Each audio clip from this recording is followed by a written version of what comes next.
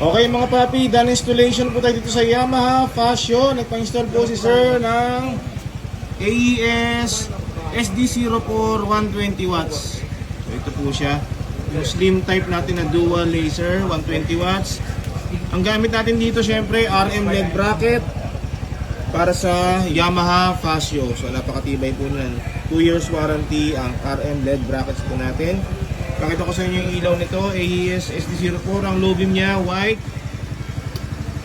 high beam, yellow. So 120 watts yan.